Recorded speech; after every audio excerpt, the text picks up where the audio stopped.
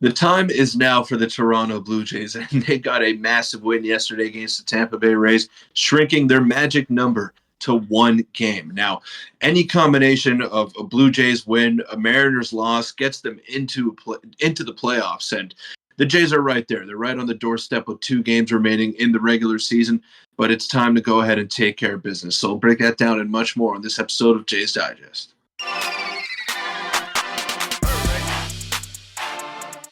What's up, Jays fans? I'm your host, Peter Vryonis, alongside host Nick Gosse. The Blue Jays, a great win yesterday, and I tweeted in the middle of it that it kind of felt like wild card game 2, just because of the way that it was all going down. It looked as though they were unable to get outs in that inning there, and they only scored 4 runs, did the Tampa Bay Rays, and then the Blue Jays responded right away. So maybe this team has exercised their demons of last year and are able to put teams away now.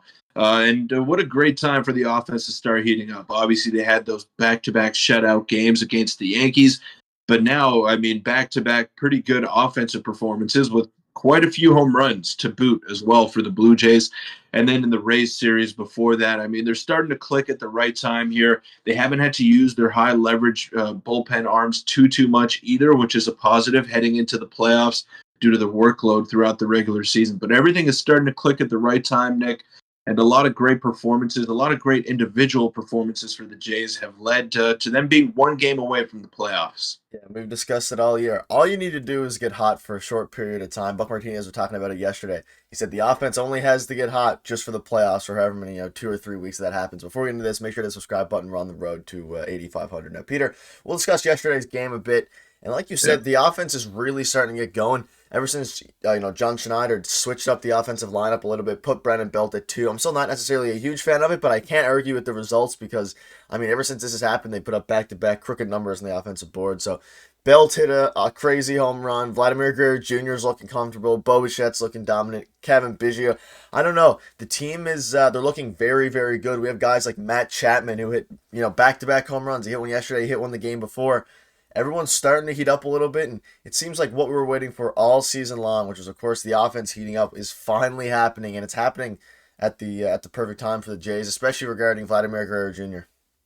Yeah, and one guy that we didn't mention there is Alejandro Kirk. He's just been hitting line drives to all fields. He's tapping into some of that power as well, hitting balls in the gap, hit a home run yesterday as well to get the scoring started for the Jays.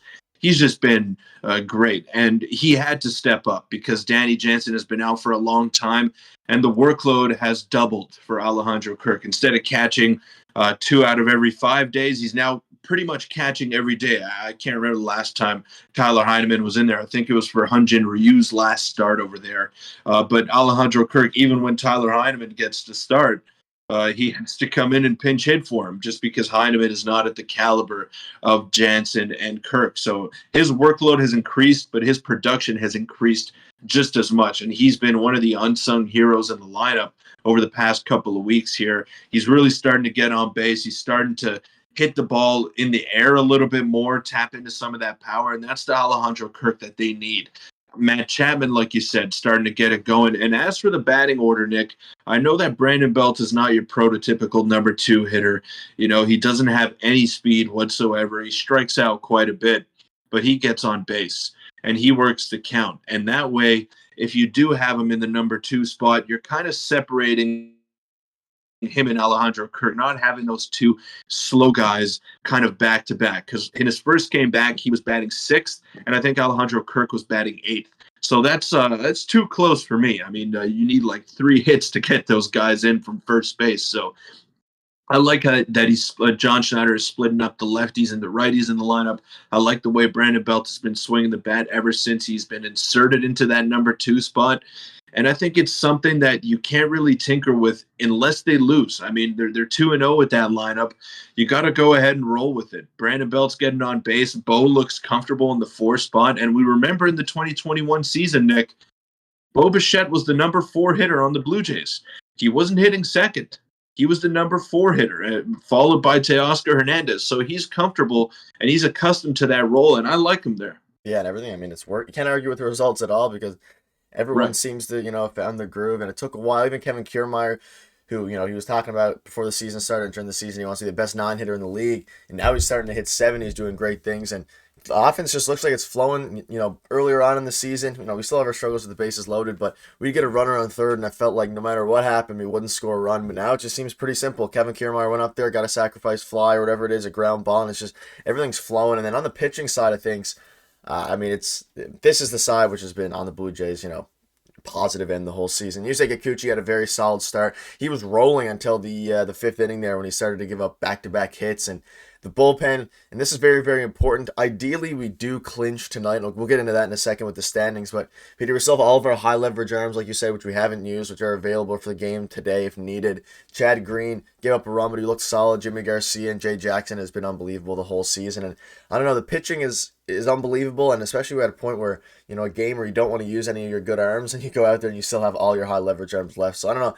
Everything is working out at the right time for the Jays. The Mariners, of course, won their game yesterday by a huge margin against the Rangers, but we have a chance tonight to clinch on our home field in front of our fans, similar to what the Yankees did to us last year, especially with the way that this wild card standing is working out. And Peter, if we win, that's all we need to do. Either a Jays win or a Mariners loss. I would much rather see a Blue Jays win than than us lose and the Mariners lose to get in. But with 2 games left, I'm taking anything to get in. But good thing we won yesterday's game because the Mariners are rolling. Yeah, well, I mean, the Jays are going to have to play this one like a playoff game because the Mariners are only playing at 7 o'clock, and you want to give yourself that game. This is a playoff game today. Ideally, you win today, and then you get to rest everybody tomorrow and have a fresh reset for the playoffs. You rest all your arms. You have 2 off days in that sense, and then you're ready to go for the wild card series on Tuesday. So you want to win today. You don't want to leave it up to chance. You don't want to have to go ahead and play game 162 like your life is on the line. You want to win today, be stress-free on Sunday, use that off day on Monday, and then come in well rested and kind of clicking on Tuesday as well, because the Jays have been playing very competitive baseball, and that's where they might have the advantage over a team like Tampa Bay, because now they have nothing to play for. Obviously, this is something recent. They only recently got eliminated from the AL East race there. But now, I mean, they pulled Yandy Diaz yesterday when they were only down by, I believe, 4 runs. They pulled Aaron Savali really quickly after his start, and that's just because they want him to get his work in. They know that they're firmly entrenched in that number 1 wild card spot. They want guys to reach maybe 45, 50 pitches, get them a little bit of work, and then they're throwing the rest of the game. They're obviously going to try to win when they're on the field, but they're not really going to overexert their players, especially with their injury history. So the Jays should have the leg up today, and you got to go ahead and take care of business. Do not leave it up to the Mariners, because I don't trust that team whatsoever. Yeah, the biggest thing here that we probably, I haven't mentioned yet is that if we do leave it till tomorrow, that means we're probably going to have to use Kevin Gausman in game 162, which means that he won't be available for the wild card 1 spot. So if by chance we lose today and the Mariners win, that puts us in a pretty bad spot, because that means, of course, not only is it going to be a 2021 situation where we have to rely on the last game and rely on us to win, we won't be able to use Kevin Gausman in the wild card series, assuming that they start him tomorrow on his regular rest. So take care of business today. Let Kevin Gausman start the wild card 1 series tomorrow. It's looking in all likelihood we're going to play the Rays. And Peter, I don't know about you. Any quick thoughts on this? I feel fairly decent playing against the Rays. Yeah, it's going to be in the Trop, which is going to suck, but I don't know. I feel like we're slowly getting better against them. They still have our number, but I think this might be the year where the Jays, reward us for all the stress they've caused us the entire year. So any quick thoughts for a wrap up? Yeah, I mean, they've won 3 out of the last 4 games against Tampa Bay, so they're trending in the right direction. I still don't love the possibility of going to the Trop and playing a playoff series, but it is what it is. You got to play who you play. I'd rather go to the Trop and play a couple of games there than miss the playoffs altogether. So we'll take playoff baseball in whatever form we can get it. But yeah, I mean, you're going to see Tyler Glass now. You're going to see Zach Eflin, and you're probably going to see Aaron Savali if it gets to a game 3. Those are 3 tough matchups for the Blue Jays. It's not going to be easy, but playoff baseball is not easy. That's what makes it so great. That's what makes it so intense. You got to go out there and give yourself the best chance. And I love Kevin Gausman. I love Jose Barrios, and I love Chris Bassett as a 1-2-3. I think that's a just as good of a 1-2-3 as there is in all of baseball. Maybe a couple of teams have better 1-2-3 combinations there, but I mean, I put that up against any team in baseball, and I think the Jays have a chance. They just got to keep playing the way that they've been playing and go into the playoffs as hot as they can possibly go into. Yeah, and hopefully they can take care of business today. And we'll you guys cover with all the latest news, especially regarding the playoff roster. It should be released over the next couple of days. Thank you guys for watching. We'll see you tomorrow.